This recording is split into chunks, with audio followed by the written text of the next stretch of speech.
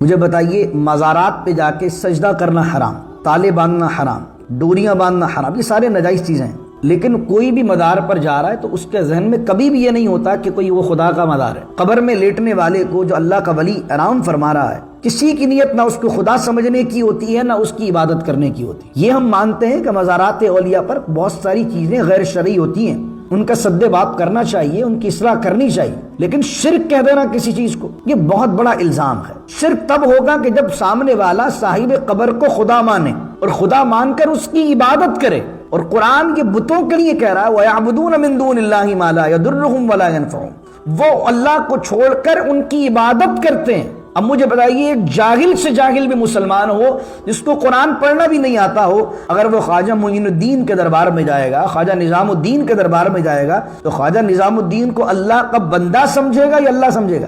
جاہل سے جاہل بھی ہو وہ اللہ کا بندہ ہی سمجھے گا۔